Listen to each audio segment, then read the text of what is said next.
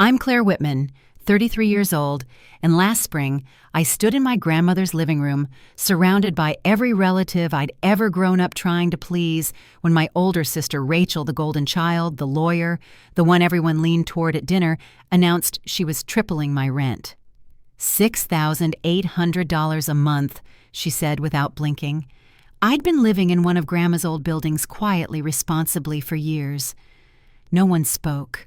Not at first. A few people looked down at their coffee or over at Rachel's slideshow, but nobody looked at me. Before I go any further, let me know where you're listening from in the comments, and if you've ever had to smile through a moment like that, go ahead and tap like and subscribe. I'd love to hear your story too. I was never supposed to outshine Rachel. Even when we were kids, there was this quiet agreement in the family that she would go places and I'd stay close to home. She was the varsity captain with the Ivy League acceptance and the 10-year plan. I was the one who babysat the cousins during holidays and stayed behind to help Grandma label her spice jars. That was fine with me. I liked quiet things. I liked knowing how buildings were put together, how neighborhoods changed over time. After college, I started in tenant services at a modest real estate firm. Nothing fancy, just decent people, older buildings, and a lot of long weekends with my toolbox in the trunk.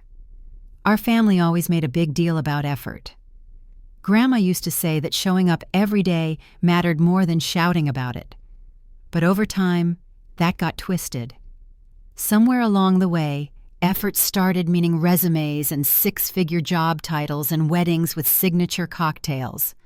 By the time I was 30, I was still living in the same two-bedroom I'd rented from Grandma, still showing up early to staff meetings, still bringing my own tools when the radiator clanged. Rachel, meanwhile, had made partner at a firm with glass walls and marble floors, and she wore suits that cost more than my monthly grocery bill. I used to think we just grew up different. Rachel needed things to be big, big wins, big opinions, big applause. I was fine with small wins and steady hands, but the rest of the family didn't see it that way. At reunions, someone always asked about Rachel's latest court victory or which skyscraper her firm had just signed. Then they'd turn to me with a soft smile and say, "And Claire, are you still doing that little property job?" And I'd smile back and say yes. What they didn't know, what even Rachel didn't know, was that 3 years before Grandma passed, she handed me something that changed everything. It wasn't a check or a deed. It was a card. Just a card with a name and a quiet nudge. Someday you'll understand why this matters. That day came faster than I expected. I sat in Grandma Marjorie's living room, the scent of her lavender hand cream still lingering faintly in the upholstery, even 6 months after we'd said goodbye. Every chair was taken. Uncle Walter had parked himself by the fireplace, his notebook open but untouched. Cousin Lindsay and her husband were whispering near the mantel, their toddler climbing over the ottoman like it was a jungle gym. Rachel sat center stage in Grandma's old wingback chair, legal pad balanced on her knees, her pen tapping lightly against the paper. Her posture was perfect, her expression composed, but I could tell something was building behind those careful eyes. We were supposed to be wrapping up a few last details about the estate minor things, a savings bond here, a certificate of deposit there. Rachel had asked to add something brief before we concluded. She stood smoothing her dark skirt and glancing around like she was about to deliver a closing argument in court. "Before we move on," she said, "we need to discuss one item of family business." Chairs shifted, conversations died down. She pulled out a folder, each tab marked in color-coded ink. "As many of you know, I've been managing several of Grandma's properties for the past decade, unpaid, out of love, of course." A few murmurs of approval rose up. Lindsay even clapped once before thinking better of it. I stayed quiet in my usual seat near the window. The same worn chair nobody else ever claimed. Rachel cleared her throat. After reviewing current market trends and occupancy rates, it's clear some rental arrangements are outdated. One in particular stands out. She turned directly to me. "Claire, we need to talk about your unit on Fairview Avenue." I felt my stomach brace before she even continued. She pulled out a printed chart, complete with bar graphs and price comparisons. You're currently paying $200 for a two-bedroom in a neighborhood where similar units go for a minimum of $600 or $800. Some are renting for as high as $700 and $400. She held up the chart so everyone could see. By continuing this rate, I've been personally absorbing a $600 monthly shortfall. That's over $55,000 a year. The room fell still. Even the toddler stopped climbing. Rachel flipped to a second page. Effective next month, rent for that unit will be adjusted to market rate $6,800. She looked pleased, her voice calm, controlled. Of course, this is a courtesy notice. Legally, I could ask for immediate vacancy, but I'm offering Claire the option to stay at the correct rate. She laid a new lease agreement across the coffee table, her pen resting on top. I counted at least 3 people whose eyes shot toward me, then quickly looked away. Uncle Walter cleared his throat. That's quite a jump. Rachel nodded. It is, but Claire works in property management. She knows the market. And frankly, I think she'll appreciate what it means to operate with full transparency. She glanced down at the lease. No hard feelings, just business. A few cousins exchanged uncomfortable glances. Mark tilted his head, murmuring something under his breath. Lindsay gave a small shrug. No one stepped in, not a word about the years I'd paid on time, the maintenance I'd handled myself when Rachel didn't return my emails, or the holidays I spent shoveling snow off Grandma's porch while Rachel was out of town. The silence was louder than any insult. I looked at the lease, then at Rachel. She waited, arms folded, expecting me to sign it right then and there. Her expression was steady, but her mouth twitched slightly, like she was enjoying this more than she should have been.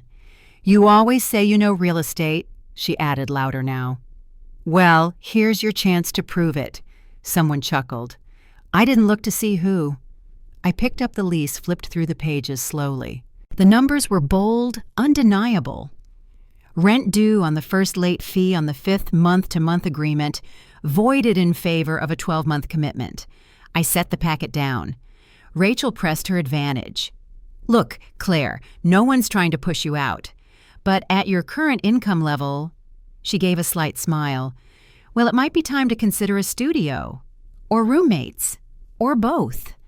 She paused just long enough to let the implications sink in. You understand? There it was, the unspoken message finally spoken. I was the sister who'd stayed small, stayed safe, the one who needed help understanding how the world really worked, the one who, by staying quiet for too long, had apparently invited this moment. I heard someone cough. I heard a chair creak. I heard my own breath tighten. Rachel lifted her tablet again, scrolling through listings. Here's a nice unit in Astoria, $1,800 recently renovated. Perfect for someone in your situation. That would leave you money for groceries, even savings. She smiled again, all confidence. I'm just trying to help you grow. I didn't say anything. I glanced down at my phone. 1 message already sent, 1 reply received. 10 minutes away, all documents in hand. Rachel took my silence as a concession. Let's go ahead and sign then. She handed me the pen. I looked up calm now, not angry, just ready. And just like that, the tide began to shift. I didn't pick up the pen, not right away. Instead, I reached for my phone and set it quietly on the table screen down. Rachel's gaze flicked to it, then back to me. Her jaw tightened just slightly. The room had gone still again, everyone waiting for me to either fold or fight. But I didn't do either. I simply said, I'll need my attorney to review it. Lindsay gave a soft laugh under her breath, thinking I was joking. Mark looked up from his phone for the first time in 10 minutes. Rachel blinked, her posture stiffening. Your attorney, she repeated like I'd said something in a foreign language. Since when do you have an attorney? Since I started handling my own investments, I replied. The words came out quiet even. I saw a few relatives exchange glances. I didn't explain. I didn't raise my voice. I just waited. Rachel leaned back in the chair, her eyes narrowing. Claire, This is a standard lease. There's nothing in there that needs a legal review. You've been renting for years. You should know that." She gestured again at the paper. "We're just correcting an imbalance." From across the room, Uncle Walter spoke up. "Maybe give her the night to look it over." His voice was calm but firm. Rachel didn't respond to him.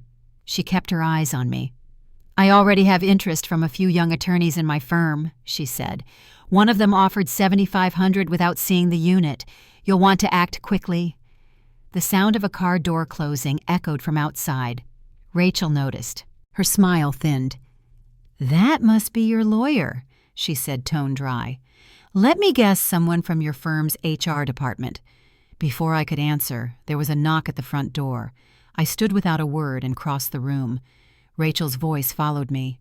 "We're in the middle of a family discussion. This can wait." I opened the door. Brandon Chu stood there, briefcase in one hand, winter coat draped over the other arm. He greeted me with a slight nod. "Ms. Whitman, I hope I'm not too late." His voice was calm and professional, just loud enough for the room to hear. Rachel stood up. The look on her face shifted quickly. Surprise, then confusion, then something closer to unease. "Excuse me," she said, stepping toward us. "Who are you?" Brandon extended a card. "Brandon Chu, legal counsel. Claire asked me to join her regarding a matter involving tenancy and property ownership." He stepped inside as I closed the door behind him. I caught a glimpse of Susan watching wide-eyed from the corner. Rachel straightened her blazer. "This is highly inappropriate. We're discussing family property. This doesn't require outside involvement." Brandon opened his briefcase. "Actually, that's where it gets interesting." He walked to the coffee table and began arranging documents. Everything about his manner was measured. No theatrics, no raised voice, just quiet confidence.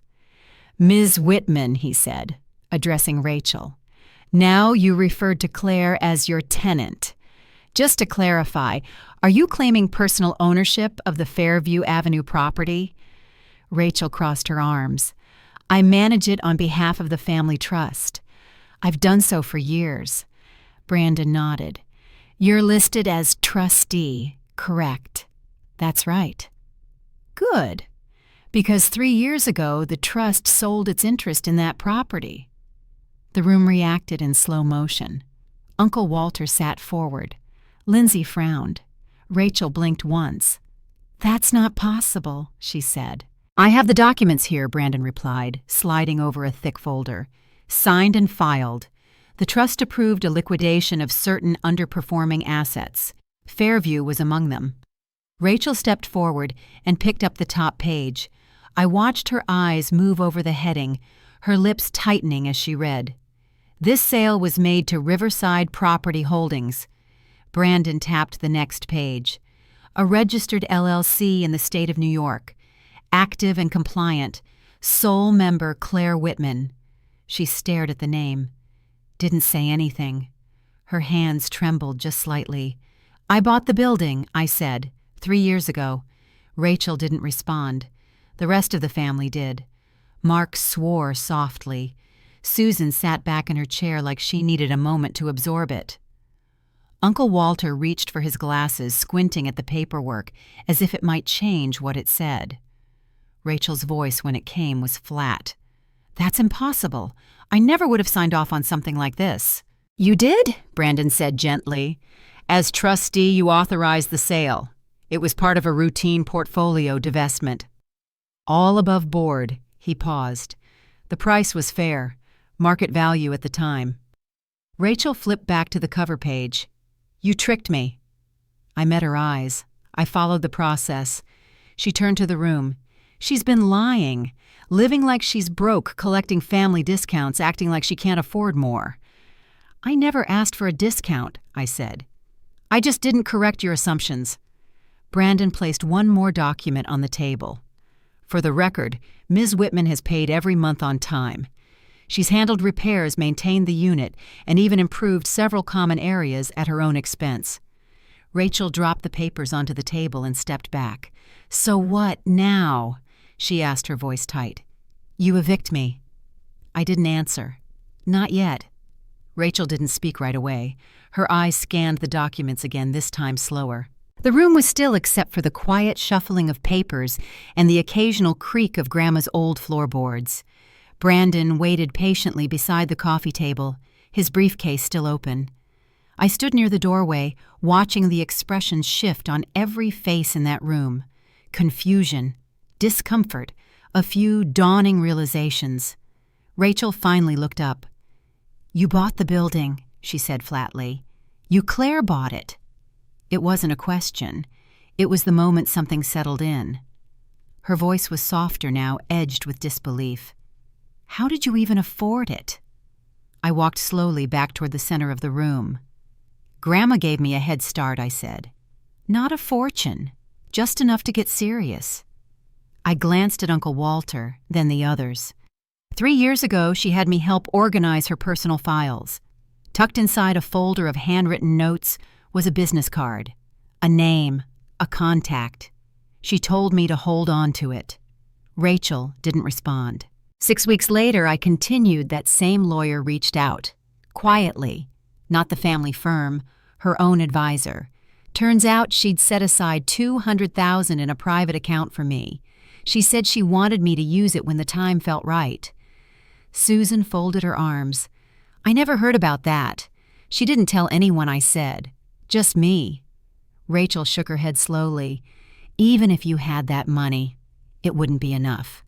I borrowed another $200 from a private lender," I said, "and I saved everything I could after that. I stayed in my job, built equity, reinvested. No vacations, no car upgrades, no big announcements." I paused.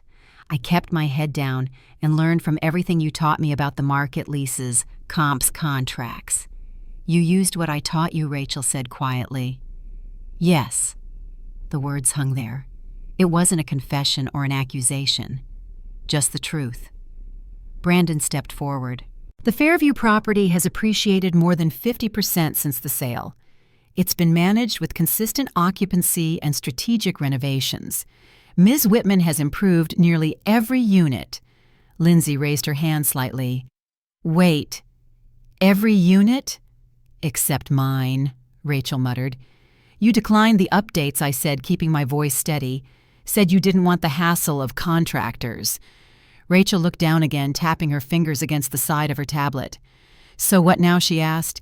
"You're going to evict me?" Brandon glanced at me, waiting. I shook my head. "No, not unless you want to leave." "But your lease is month to month. You wanted flexibility. That means it works both ways." I walked over and picked up the lease she'd placed earlier, the one demanding $6,800 from me. I placed a new lease beside it. "This is the updated agreement. $8,500, market rate for the penthouse, first, last, and security." Rachel stared at it. "You're serious?" "Yes." Mark leaned back in his chair and gave a low whistle. "This is wild." Uncle Walter spoke gently. "Claire, I think you've made your point." I nodded. This was never about a point. I was ready to stay quiet, keep paying what I was paying. But I didn't come here to be shamed or taught a lesson in front of everyone. Rachel wanted transparency. So here it is. Rachel's lips parted like she was going to say something, then closed again. She picked up the lease and scanned the first page. "You want me to pay $25,000 up front?" "That's standard," Brandon said. 3 months rent total. It's written clearly." "That's more than I have liquid," she admitted. "It's what you asked from me," I said. "Less than an hour ago." No one moved. Even the toddler, now curled against Susan's leg, had gone quiet. Rachel placed the lease back down slowly, as if it might bite. "I need time to think. You have 72 hours, Brandon said. "After that, the unit will be made available to other applicants. We've already had interest." She blinked. "From who? Partners at your own firm," I said. "Apparently word travels fast." Rachel turned toward the room, looking for someone to jump in. Lindsay avoided her gaze. Mark busied himself with his phone again. Uncle Walter sighed and leaned back. Susan finally spoke. "Claire, are you raising rent for the rest of us?" "Only gradually," I said. 10% annually. Notices will go out next week." Rachel scoffed. Of course. You're punishing the whole family. No, I said evenly. I'm aligning with the market. Like you said, successful people pay what things are worth. Rachel stood slowly gathering her things. We'll talk later. Privately. If that's how you want to handle it, I said. But the clock started the moment Brandon walked in. She turned at the doorway. You've been planning this for years. I looked at her. I've been building something for years. She didn't reply. She just left the room, the sound of her heels the only thing breaking the silence. The next morning, Rachel called 3 times before noon. I didn't answer. Her last message simply said, "We need to talk." That afternoon, she showed up outside my office building, my real office. She stood on the sidewalk in her usual heels and long coat holding her phone like she couldn't believe she had to be there in person. I met her in the lobby. The security guard gave me a small nod as we passed. Rachel looked around the space, noticing the glass conference rooms, the high ceilings, the framed project boards on the wall. "You work here?" she asked quietly. "I've worked here for 5 years," I said, pressing the elevator button. "I'm the senior director now." She blinked. "I thought you were still doing maintenance requests." "That was never my job," I said. She didn't speak again until we reached my office. I closed the door behind us and waited while she looked around. The city skyline stretched across the windows, soft with winter light. "I didn't realize," she said finally. "No, you didn't," I replied. She sat down carefully, smoothing her skirt. "The partners at my firm heard about the lease. One of them asked if I'd lost control of my personal finances. I nodded once. They think I'm distracted," she continued. "They think I mishandled the situation. One even asked if I'd been subletting without disclosure." "Were you?" "No," she snapped, then softer. "But it doesn't matter. The perception's enough." I waited. "I might lose the promotion," she said, "the one I've been working toward for 3 years. I've been mentoring associates, taking the late cases, flying out for last-minute arbitrations. This makes me look unstable."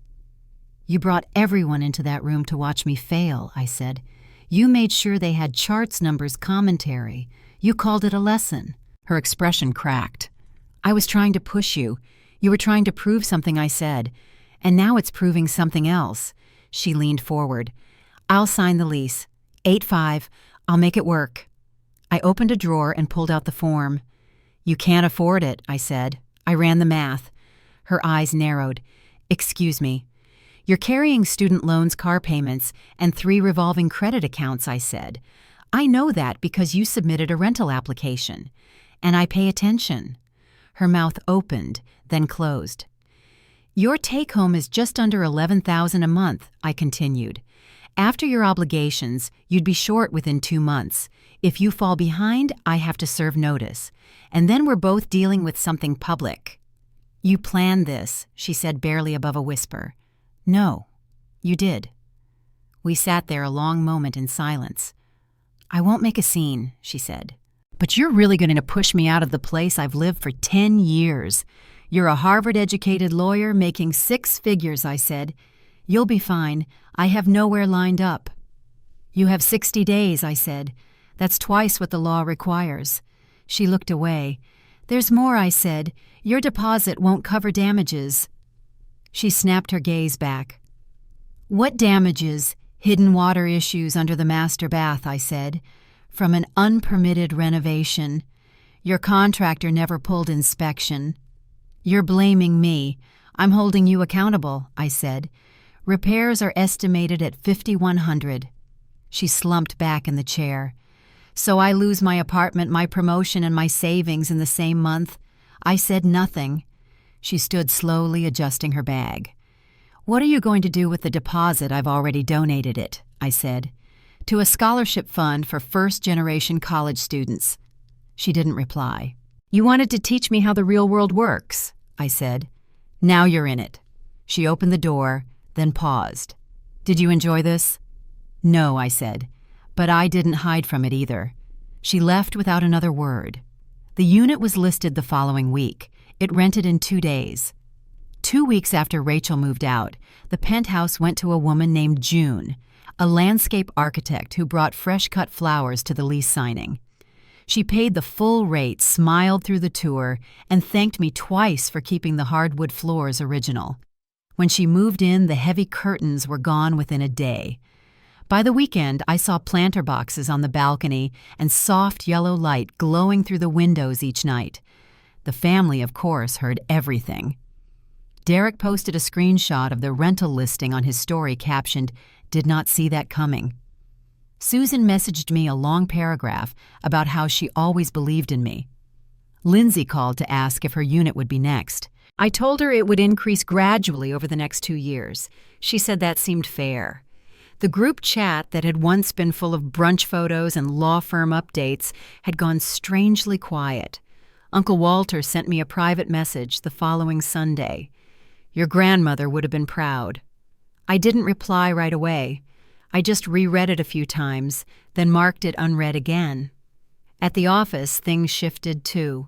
My colleagues stopped calling me the quiet one from ops and started asking for insight on development bids. I was invited to lead a team for a new property review in Brooklyn. At lunch one day, my manager, Carla, asked if I'd ever thought about taking over acquisitions. I told her I had. She said good. She was stepping back next spring. Meanwhile, Rachel had moved into a one-bedroom in Murray Hill. I knew that because her name came up in a routine tenant verification call. When I looked up the property, the unit was renting for $3,400, well above what she could comfortably afford. Still, she stayed. I imagined she preferred the optics of staying in Manhattan, even if it strained the math. She reached out once about a week after vacating. Just a short message. Inspection complete. I forwarded the report which showed the water damage in black and white, along with the final deposit adjustment. She didn't respond. I didn't expect her to. 3 weeks after that, she showed up at Thanksgiving. It was held at Lindsay's place that year, a townhouse with too many chairs and a narrow dining room.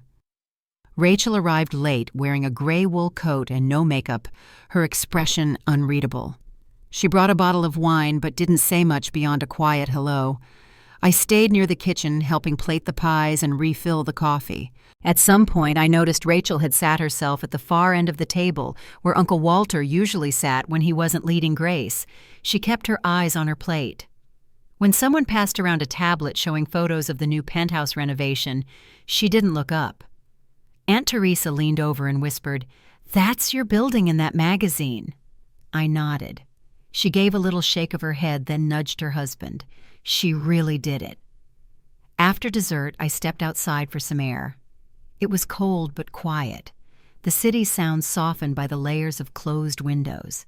I was about to head back in when the door creaked open behind me. Rachel stood there, arms crossed. "Can we talk?" I nodded. We walked down the stone steps, stopping near the edge of the sidewalk. She looked up at the streetlights before she spoke. "How long were you planning that I wasn't?" I said. "I was building something." "That's different."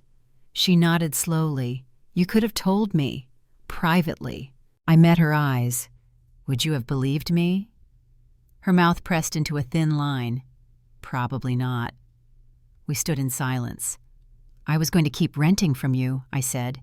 Below market was still reasonable for family. "But you didn't want fair. You wanted a moment. You wanted to prove a point." She didn't argue. "I thought you needed a push," she said. "Maybe I wanted to make you uncomfortable enough to grow. I didn't need a push. I needed respect." Rachel looked away, then down at the sidewalk. "I didn't see you clearly." "No," I said. "You didn't." A car passed slowly, headlights sweeping across the row houses. "For what it's worth," she said quietly, "I'm sorry." "I know." We stayed there a moment longer. Then she stepped back toward the stairs. "The building looks good," she said. "You did well." She didn't wait for a reply. The door clicked behind her, leaving me alone on the sidewalk, watching her shadow disappear into the hallway light. By the time spring arrived, the building had a waiting list. Mrs. Chen from 2B, who'd lived there since before I bought the place, had upgraded to the penthouse after Rachel moved out.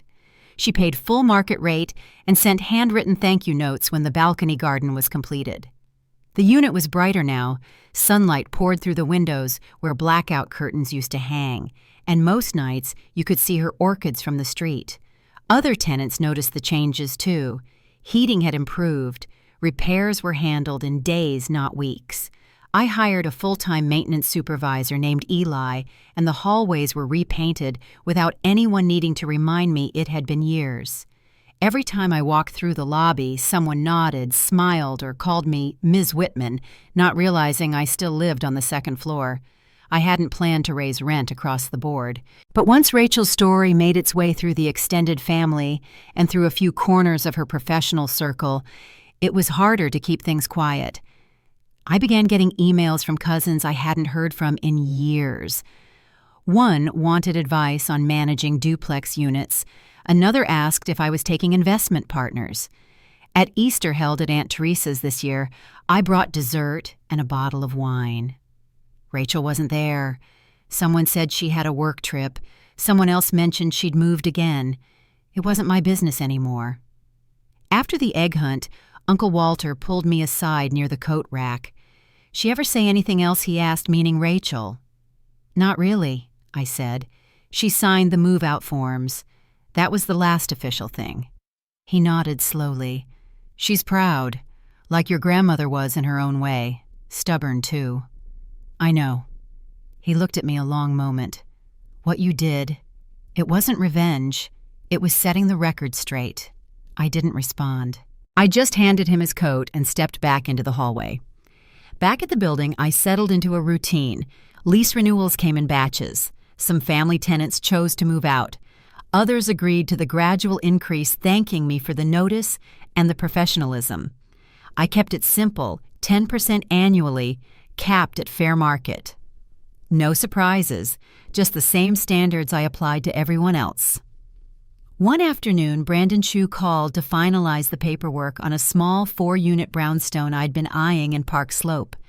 It wasn't flashy, but the bones were good, and the roof had already been replaced. I signed the offer the next morning. That night I took a slow walk past my own building. The front light had been upgraded and new plantings were just starting to bloom. I stopped in front of the brick stoop and looked up at the windows. It was the same place I'd moved into a decade ago when I thought I was just taking a convenient rental from a generous sister. Now I owned it. Every pipe, every window, every signature on every lease. And the people who lived here weren't just tenants anymore. They were part of something I built.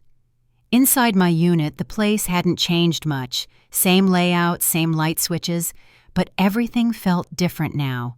I set my bag down, opened a file folder with the new deed inside, and slid it gently into the cabinet marked Properties. The next morning, I got a text from Lindsay. Just a single line. "You've come a long way." I read it twice, then put the phone down and opened my laptop. There was still work to do. A year later, the building was fully leased.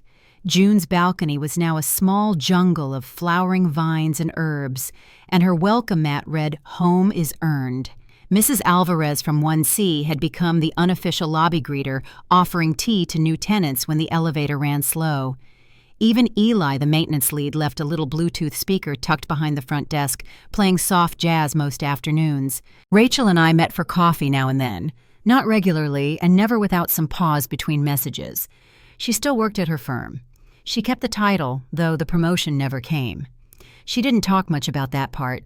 Mostly we stayed on neutral ground. Updates about cousins, real estate trends, a funny story from her morning commute. She rented a smaller place in Brooklyn now, a quiet street, walk-up building. She said the windows rattled in the wind and the radiator hissed at night, but she liked it. Said she slept better with fewer things to manage. I believed her. We didn't rehash what happened, not in detail. But once, as we parted ways outside the coffee shop, she paused and said, "You were right about a lot more than I realized." Then she smiled small but genuine and walked off without waiting for me to reply. The building I'd once felt lucky to live in was now one of 3 I owned. Modest properties, older bones. Each of them with character you couldn't replicate on a blueprint. I kept things quiet. No signs with my name, no social posts. Just clean ledgers, strong roofs, and homes people wanted to stay in. Grandma Marjorie's photo still sat on the shelf near my front door. Some evenings I'd glance at it as I locked up for the night and think about how all of this started. Not with revenge, not with a plan, but with a folded business card and a whisper of trust no one else heard. I never raised my voice at Rachel, never wrote a speech. I just stood still while everything shifted. And maybe that's the lesson I carry now, that sometimes the most powerful thing you can do, the most lasting thing, is build quietly while others are busy talking. Respect doesn't always show up when you want it to, but when it comes and it sees what you've made, it stays. Thank you for listening to my story. If you've ever had to prove your worth without saying a word, if you've ever been underestimated and kept going anyway, I'd love to hear your story too. Drop a comment below and don't forget to follow along for more.